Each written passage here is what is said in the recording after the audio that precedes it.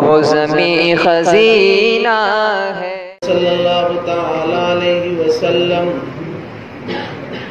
النکاح من سنتی وقال فمن رغب عن سنتی فلیس منی او کما قال علیہ الصلاۃ والسلام۔ وقال النبی صلی اللہ تعالی علیہ وسلم اعلنوا هذا النکاح وجعلوه في المساجد او كما قال عليه الصلاة والسلام۔ وقال النبي صلى الله تعالى عليه وسلم ان آدم النکاح برکۃ ایسره مغونا او كما قال عليه الصلاة والسلام۔ صدق الله مولانا العظيم وصدق رسوله النبي الكريم ونحن على ذلك لمن الشاهدين والشاكرين والحمد لله رب العالمين۔ بشر صدقے، ملک صدقے، زمین و آسمان صدقے، بشر صدقے، ملک صدقے، زمین و آسمان صدقے، فلک کے کہکشاں صدقے، زمین کے گلستاں صدقے، نرالی ہر ادا صدقے، انوکھا ہر سما صدقے، نرالی ہر ادا صدقے، انوکھا ہر سما صدقے، محمد مصطفیٰ پر رونق دونوں جہاں صدقے۔ درود شریف پڑھ لیجیے۔ اللہم صلی علی سیدنا حبیبنا و شفیعنا کریمنا مولانا محمد بارک وسلم صلاۃ دائمۃ ابدا علی حبیبک خیر الخلق اجمعین۔ میرے بھائیوں، بزرگوں اور دوستوں، اللہ جل جلالہ و منوالہ کا بے انتہا کرم اور احسان ہے کہ اس نے ہمیں اور آپ کو اپنی مبارک اور مقدس بارگاہ میں حاضر ہو کر آقائے کائنات، فخر موجودات، تاجدار حرم جناب محمد رسول اللہ صلی اللہ علیہ وسلم کی عظیم سنت نکاح کے عنوان پر جمع ہونے کی توفیق نصیب فرمائے۔ میں نے آپ حضرات کے سامنے قرآن حکیم کی چند آیات اور اللہ کے پیارے نبی خاتم الانبیاء محبوب کبریا جناب محمد رسول اللہ صلی اللہ تعالی علیہ وسلم کے چند ارشادات نقل کیے ہیں۔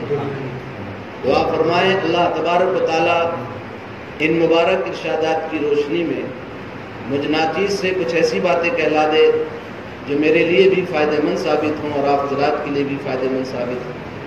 اللہ تعالی ہم سب کو کہنے اور سننے سے زیادہ عمل کرنے کی توفیق نصیب فرمائے۔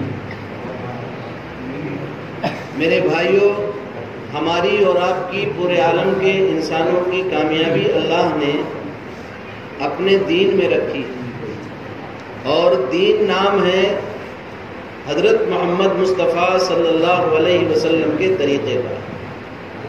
ایک راہ کے علاوہ ہر راہ پر خطر ہے، ایک راہ کے علاوہ ہر راہ پر خطر ہے، جس پر چلے تھے سرور وہی راہ معتبر ہے۔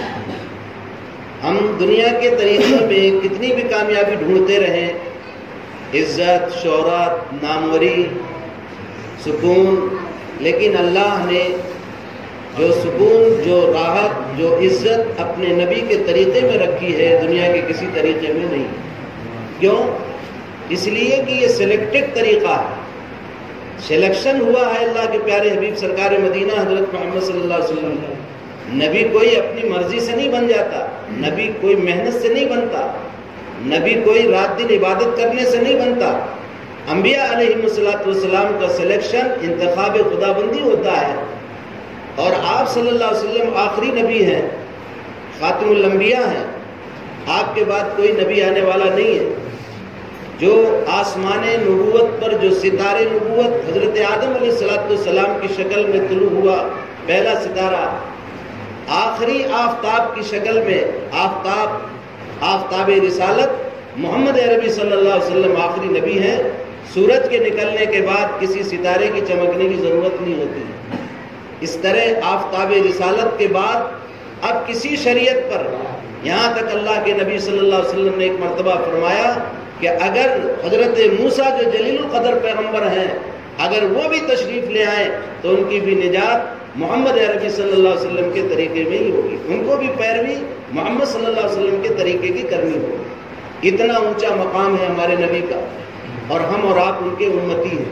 ہمیں ایسا طریقہ دیا ہے، لیکن ہم ایسے دنیا کی طرف جا رہے ہیں، یہود و نصارہ کے طریقوں پر بھگ رہے ہیں، دوسروں کے طریقوں کی طرف للچائی ہوئی نظروں سے دیکھ رہے ہیں۔ ہمارے ہاں جبکہ ہر چیز، چھوٹی چھوٹی چیزوں کی بھی تلقین ہے، چھوٹی چھوٹی چیزوں کے بھی آداب بیان کیے گئے ہیں، کہ جائے کہ شادی بیاہ ایک اہم مقصد ہے، اس کے طریقے منگنی سے لے کر کے ولیمے تک پوری رہبری موجود ہے، لیکن ہم اور آپ کس انداز سے نکاح کر رہے ہیں؟ جہیز کی سماجی لعنت نے ہم کو بھی گھیر لیا ہے، اپنی چپیٹ میں لے لیا ہے۔ آپ حضرات تو قابل مبارکباد ہیں، اللہ کا جتنا بھی شکر ادا کرے وہ کم ہے کہ بزرگوں کی، ان احباب کی محنت سے، اللہ والوں کی آمد رفت سے آپ حضرات مسجد میں سکون کے ساتھ نکاح کر رہے ہیں۔ یہ کوئی کسی جماعت کا فعل نہیں ہے، بلکہ یہ پوری امت اسلامیہ کا عمل ہے کہ مسجد میں نکاح ہونا چاہیے۔ کل سے لائیو پر، انٹرنیٹ پر مسلم پرسنل لا بورڈ جو ایک متفقہ پلیٹ فارم ہے، جس کے صدر حضرت مولانا رابع صاحب حسنی ندوی دعوت برکاتہ وہ بھی موجودہ ہیں، اس میں سارے مکتب فکر کے علماء، کچھوچا شریف سے مولانا حضرت اشرفی میاں صاحب، مولانا عبید اللہ خان اعظمی بریلوی مسلک سے، اور شیعہ حضرات بھی جڑے ہیں، اس میں سارے جتنے مسلک ہیں، جتنے مکتب فکر ہیں، جو بھی اپنے آپ کو مسلمان کہتے ہیں، سارے مکاتب فکر کا متفقہ اور متحدہ پلیٹ فارم مسلم پرسنل لا بورڈ کی کل سے میٹنگ چل رہی ہے۔ اس میں ایک ہی زور دیا جا رہا ہے کہ ہمارے نکاح مسنون طریقے پر کیسے آ جائیں۔ آج کتنے گھر جہیز کی لعنت کی وجہ سے اجڑ گئے، جہیز کے لالچیوں نے اس گھر کو جہنم کدہ بنا دیا۔ اللہ تعالی ہم سب کو تمام لالچوں سے ہماری حفاظت فرمائے۔ نکاح بہت آسان عمل ہے۔ ہمارے آقا جناب محمد رسول اللہ صلی اللہ علیہ وسلم نے فرمایا نکاح کا اعلان کیا کرو۔ کیا فرمایا؟ یہ کسی جماعت کا فرمان نہیں ہے، پیارے آقا حضرت محمد صلی اللہ علیہ وسلم فرما رہے ہیں آلنو ھذا النکاح وجعلوہ فی المساجد، نکاح کا، اس نکاح کا اعلان کیا کرو اور مسجدوں میں کیا کرو، نکاح کا اعلان کیا کرو اور مسجدوں میں کیا کرو۔ اب ہم یہ سمجھتے ہیں، ہم نے اپنے نکاحوں کو اتنا سڑک چھاپ کر دیا کہ ہمیں مسجد میں کرنے میں ہچکچاہٹ محسوس ہوتی ہے۔ ہم نے نکاح جو ایک عبادت کا عمل تھا، ہم نے اس نکاح کو پیچھے کر دیا، ہم نے نکاح کو سڑک چھاپ کر دیا، ہم نے دوسروں کے طرز کو اختیار کیا، ڈوم ڈھم اور ڈی جے اور دنیا کے تماشے اور پتہ نہیں کیا کیا، اور کبھی کبھی تو شریعت کا رنگ بھی اس کو دے دیتے۔ ابھی وہ قوالی چلی ہے کہ ڈی جے میں قوالی گاتے ہوئے اس کو اپنے، اس کو اور زیادہ خطرناک ہے کہ اس کو سننا سمجھ کے کرتے ہیں کہ ڈی جے چل رہا ہے، عورتیں بھی چل رہی ہیں اور اس میں نعتیں پڑھی جا رہی ہیں۔ میرے بھائیوں، بزرگوں، دوستو، نعتیہ کلام اللہ کے پیارے حبیب سرکار مدینہ حضرت محمد صلی اللہ علیہ وسلم کی توصیفی کلمات ہیں۔ آپ صلی اللہ علیہ وسلم کی تعریف اور توصیف میں جو کلمات کہے جاتے ہیں ان کو نعت کہتے ہیں، اور وہ شیطانی باجوں میں کے ساتھ پڑھی جائے۔ کسی ناپاک برتن میں اگر دودھ آپ ڈال دیں گے تو کیا وہ دودھ پاک رہے گا؟ ناپاک ہو جائے گا۔ اس لیے میرے بھائیوں، بزرگوں، دوستو، ایسی شرارتوں سے بھی اپنے آپ کو بچنے کی ضرورت ہے۔ ہمارے سارے علماء یہ کہہ رہے ہیں، سارے علماء کی طرف سے اس میں کوئی اختلاف نہیں ہے، نکاح کے طریقے میں کوئی اختلاف نہیں ہے۔ ٹھیک ہے، آپ حی علی الصلاۃ میں اٹھتے ہو، حی علی الصلاۃ میں بیٹھو، کوئی منع نہیں کر رہا، آپ نماز پڑھو، آپ پہلے کھڑے ہوتے ہو پہلے کھڑے ہو جاؤ، نماز کے اللہ اکبر شروع ہونے کے بعد تو کوئی کسی کی چلنے والی نہیں۔ اس لیے چھوٹے چھوٹے مسائل پر ہم امت کو بانٹ رہے ہیں۔ ساری علماء کی ذمہ داری، اس وقت پورے علماء متفق ہو رہے ہیں، سارے علماء فکر مند ہیں۔ مولانا کی بھی بات ابھی ہونے والی ہے، مولانا عبید اللہ خان اعظمی صاحب بہت اچھی سلجھی ہوئی بات کرتے ہیں۔ امت کو جوڑنے کی ضرورت ہے، امت بہت بڑے مرض میں مبتلا ہے، ہم بخار کی ٹیبلٹ دیتے پھر رہے ہیں، امت کینسر میں مبتلا ہے، امت شرک میں مبتلا ہے، امت غلط کاریوں میں مبتلا ہے، امت شراب میں مبتلا ہے، امت زناکاری میں مبتلا ہے۔ کتنی بیٹیاں غیروں کے ساتھ چلی گئیں، کتنی ہماری بہنیں دین نہ ہونے کی بنیاد پر غیروں کے ساتھ ٹیکا لگا کر کے ہندو رسم رواج کے مطابق انہوں نے نکاح کیا۔ اس کی ہمیں فکر کرنے کی ضرورت ہے، ہر عالم کے لیے فکر مند ہونے کی ضرورت ہے، اور ہر ذمہ دار کو فکر مند ہونے کی ضرورت ہے۔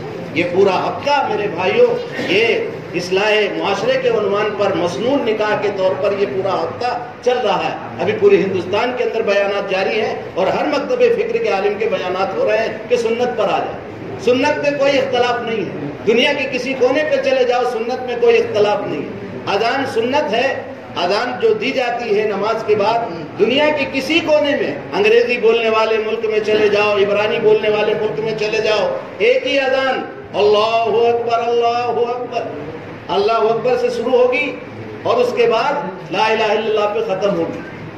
اس لیے میرے بھائی بزرگوں دوستو، نکاح کو آسان بناؤ۔ ماشاءاللہ آپ حضرات نے کوشش کی، نکاح آپ کے آسان ہو گئے، نکاح کا طریقہ آسان ہے۔ باتیں مت کرو بھائی، تھوڑا ادھر متوجہ رہو، مختصر بات کرنا ہے، اس لیے کہ بات کرنے سے توجہ بڑھ جاتی ہے۔ کوئی ٹیپ ریکارڈ تو ہے نہیں کہ بٹن دباؤ اور وہ جو بھرا ہے وہ نکل جائے۔ آپ کی توجہ ہوگی تو میری بات نکلے گی، آپ گفتگو کریں گے تو میرا ذہن منتشر ہو جائے۔ اس لیے اگر بات کرنا ہے تو جب باہر جا کر کے بات کریں۔ درود شریف پڑھ لیجیے، اللہم صلی علی سیدنا حبیبنا و شفیعنا کریمنا مولانا محمد بارک وسلم صلاۃ دائما ابدا حبیبک خیر الخلق کلہم۔ تو میں عرض یہ کر رہا تھا کہ ہماری اور آپ کی کامیابی جناب رسول اللہ صلی اللہ علیہ وسلم کی اتباع میں۔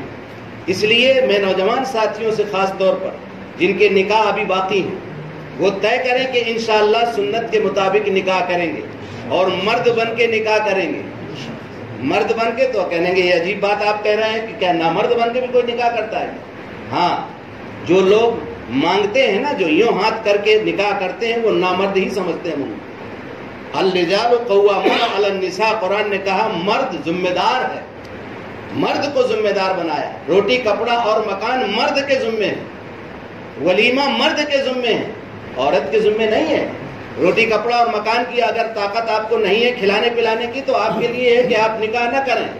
آپ جو ہے نکاح کی جگہ آپ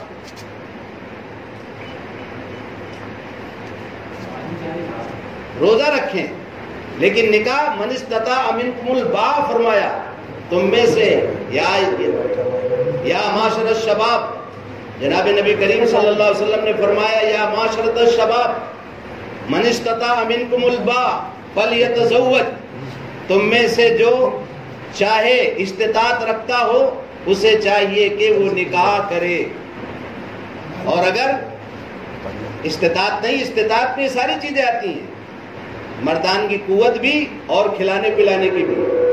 اگر آپ بیوی کو کھلا سکتے ہیں، پہنا سکتے ہیں، مکان ہے آپ کے پاس، کرایہ کا صحیح کیسا بھی آپ رہنے کا اس کو الگ کمرہ دے سکتے ہیں، جو زندہ رہنے کے مقدار جو آپ کھاتے ہیں اس کو کھلا سکتے ہیں، جیسا آپ کھاتے ہیں ویسا آپ کھلا سکتے ہیں، تو آپ کے ذمے نکاح کریں۔ اے نوجوانوں کی جماعت، تمہیں چاہیے اگر طاقت اور قوت ہے تو تم نکاح کرو، اور فرمائے یہی فَيَّ أَغَضُّ لِلْبَصَرِ وَأَحْسَنُ لِلْفَرْجِ، یہ نکاح کا مبارک عمل تمہاری نگاہوں کی حفاظت کا ذریعہ ہے اور تمہاری شرمگاہوں کی حفاظت کا ذریعہ ہے۔ یہ پاکیزہ نکاح، یہ نکاح کا عمل میرے بھائیوں اتنا پاکیزہ ہے۔ ایک اللہ والے نے لکھا ہے، عربی عبارت ہے وہ، جس کا ترجمہ یہ ہے کہ یہ نکاح کا مبارک عمل جو جنت سے شروع ہوا تھا اور جنت تک جائے گا۔ جنت میں ہمارے دادا حضرت آدم علیہ السلام نے نکاح فرمایا، حضرت حوا کو ان کے ساتھ جوڑا گیا، اور جب ہم جنت میں چلے جائیں گے انشاءاللہ محبوب کائنات صلی اللہ علیہ وسلم کی سنت پر عمل کر کے، تو یہ نکاح جنت میں بھی ہوگا، جنت سے شروع ہو کر جنت پر ہوگا۔ یہ نکاح کا اتنا مبارک عمل ہے، ہم نے اس کو سڑک چاپ بنا دیا، ہم نے اس کو ڈھم ڈھم میں کر دیا، اور یہ اور نہ کوئی سمجھ میں آ رہا، آدمی کے کسی کے پلے نہیں پڑتا کہ کیا ہو رہا۔ وہ ڈی جے چلا، ہارڈ والا کوئی آدمی ہو تو وہیں وہ ڈھیر ہو جائے۔ یہ ساری چیزیں میرے بھائیوں بزرگوں دوستوں، اللہ تعالیٰ نے ہمیں اور آپ کو موقع دیا ہے، اس لیے اپنی زندگی کو صحیح بنانے کی کوشش کریں۔ خوشی کے موقع پر بھی، غمی کے موقع پر بھی، جہاں بھی جس موقع پر بھی، جس رخ سے ہم جا رہے ہیں اور جس مقام پہ ہم کھڑے ہیں، ہمیں اللہ کے پیارے حبیب سرکار مدینہ جناب محمد رسول اللہ صلی اللہ علیہ وسلم کا طریقہ تلاش کریں۔ ہماری تجارت میں، ہماری خرید فروخت میں، تجارت میں تو ہم بالکل بھول گئے ہیں کہ شریعت ہوتی ہے بھی کہ نہیں۔ ارے نہیں، وہ چلتا ہے، ارے حضرت یہ کاروبار ہے، بولے اس میں سب چلتا ہے، صحیح مال کو غلط، غلط مال کو صحیح نہیں چلتا۔ ہماری تجارت میں بھی نہیں چلتا، معاملات میں بھی نہیں چلتا، معاملات میں بھی آدمی بھول جاتا ہے، جھوٹ بولتا ہے، ادھر ادھر کی باتیں کرتا ہے۔ لہذا آج تو ہماری یہ نکاح کی مجلس ہے، یہ بھی ایک معاملہ ہے، تجارت کے معاملے میں بھی میرے بھائیوں ہماری یہ ذمہ داری ہے کہ ہم تجارت کو صاف ستھری کریں، تجارت کو صاف ستھری کریں. ہمارا ہر عمل، ہماری خوشی اور غمی کا عمل جناب رسول اللہ صلی اللہ علیہ وسلم کے طریقے پر ہو، تاکہ خاموش دعوت بن جائے، ہمارا عمل خاموش دعوت بن جائے، غیر مسلموں کے لیے رہبری کا ذریعہ بن جائے کہ دیکھو یہ کتنا شریف نوجوان ہے، اس پہ یہ مرد ہے، کہہ رہا خبردار مجھے کوئی جہیز کی ضرورت نہیں ہے، مجھے اللہ نے مرد بنایا ہے، میں کھلاؤں گا، میں شادی کر رہا ہوں نا، آپ کے پلنگ کی ضرورت نہیں ہے مجھے، میرے ابا نے پلنگ بنوا دیا یا میں خود بنا لوں گا، مجھے آپ کے زیور کی ضرورت نہیں ہے. آپ کی بچی ہے، زندگی بھر آپ کے ساتھ میں ہے، آپ کے گھر سے پوری زندگی اس کا طریقہ. اصل میں یہ جہیز کی لعنت جو آئی ہے یہ ہمارے برادران وطن کے ساتھ رہنے کی وجہ سے. ان کے ہاں کیا ہے، وراثت کا کوئی مسئلہ نہیں ہے، تو وہ کنیا دان یعنی ہم نے جو کچھ ابھی دیا، دان دے دیا، کنیا کو ودا کر دیا، اس کے ساتھ اس کا حصہ بھی دے دیا، ختم. ہمارے ہاں کنیا دان نہیں ہے. نکاح سے بچی کا اپنے گھر سے تعلق ختم نہیں ہوتا، اس کے باپ کی وراثت میں اس کا حصہ ہوتا ہے، جس کو ہم لوگ سب ہضم کرتے ہیں. بہت نماز پڑھتے ہیں، بڑے روزدار ہیں، بڑے سب لوگ دین سے لگے ہوئے ہیں، لیکن وراثت کا مسئلہ آتا ہے تو اچھے لوگ پیچھے ہٹ جاتے ہیں. بہن کا، بیٹی کا حصہ ہے باپ کی وراثت میں. باپ کا جیسے انتقال ہوتا ہے ایٹومیٹک اس کی وراثت اس کے ساتھ متعلق ہو جاتی ہے. مثال کے طور پر اگر باپ کا انتقال ہوا ہے اور 3 لاکھ روپے چھوڑ کے گیا ہے اور اس کے ایک لڑکا اور ایک لڑکی ہے، تو لڑکی کو 1 لاکھ ملے گا اور لڑکے کو 2 لاکھ. لڑکی کا ڈبل لڑکے کو ملے گا، لڑکی کو سنگل ملے گا. اور ہم یہ سوچتے ہیں کہ ہم نے 10,000 کا جہیز دے دیا تو 10,000 کے جہیز سے اس کا 1 لاکھ روپے ہضم ہو گئے، 90,000 روپے غائب کر گئے. اسی طرح سے اگر ہم یہ سمجھتے ہیں کہ کسی کو ہم نے 10 لاکھ روپے کا جہیز دے دیا، یہ گاڑی دے دی، وہ گاڑی دے دی، یہ آپ پر واجب نہیں تھا، یہ ضروری نہیں تھا.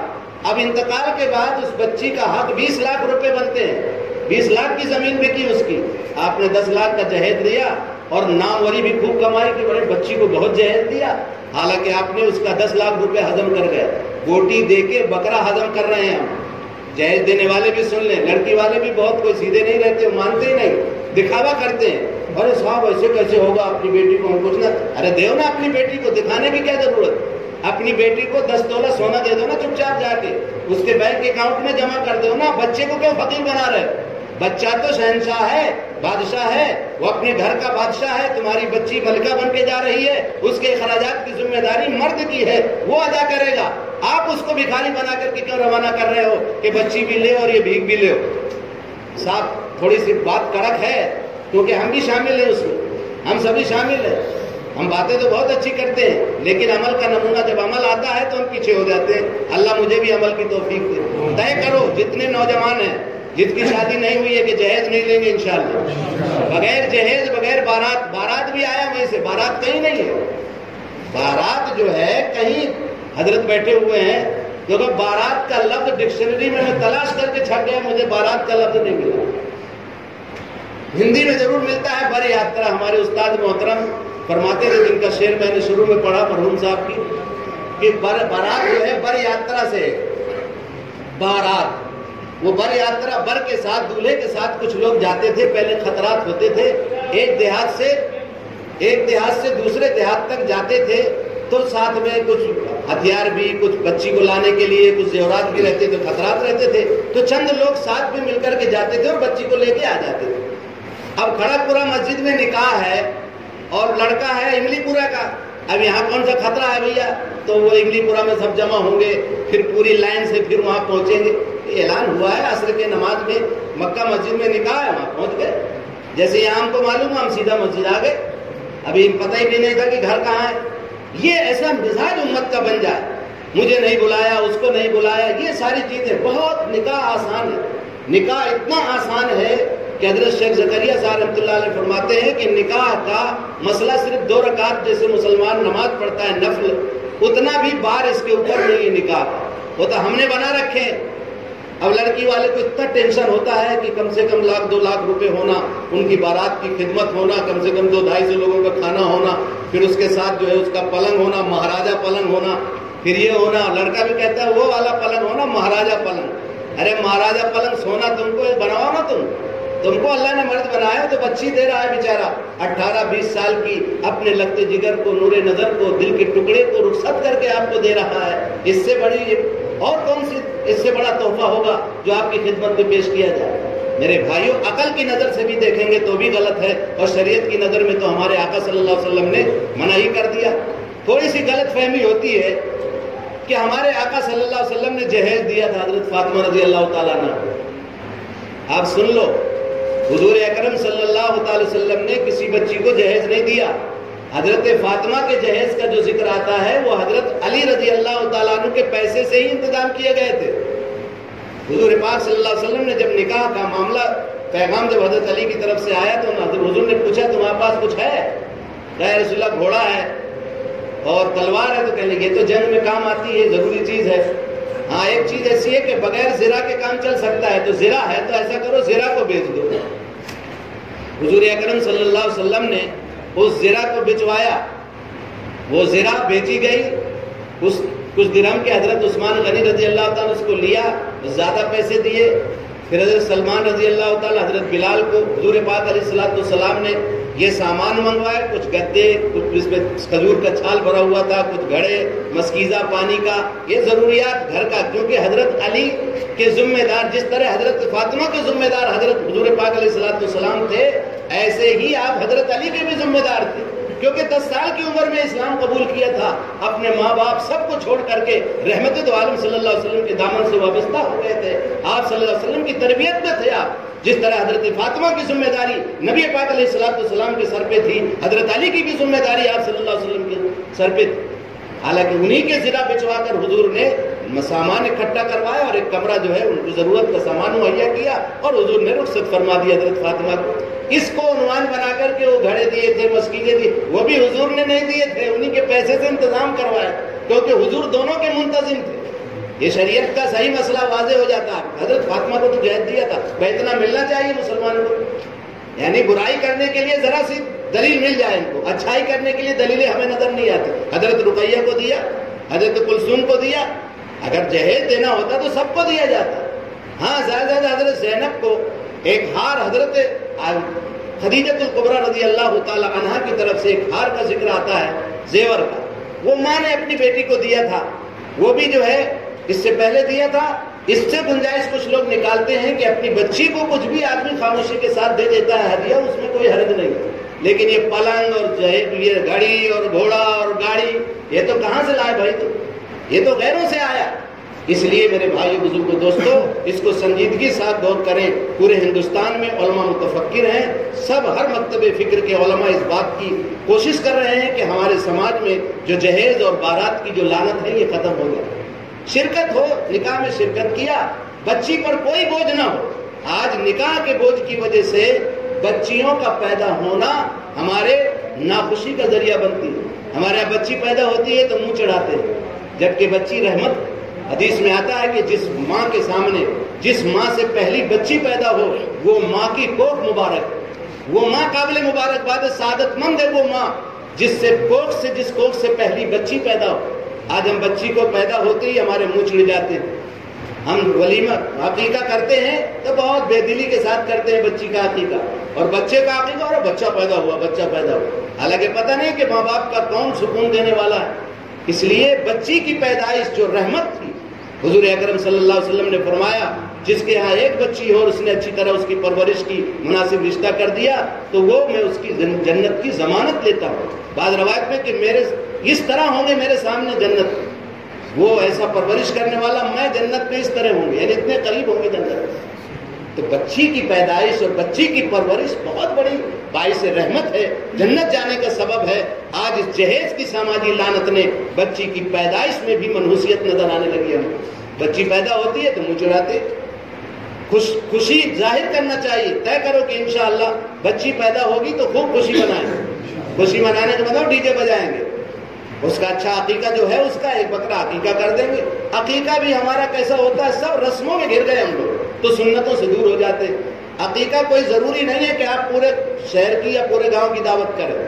بچے کے اس میں 2 بکرے ہیں، آپ نے بڑا جانور کر دیا، اس میں 2 حصے لے لیا، پورا جانور کر دیا تو بھی کر سکتے ہیں، اور وہ گوشت آپ نے تقسیم کر دیا، عقیقہ ہو گیا.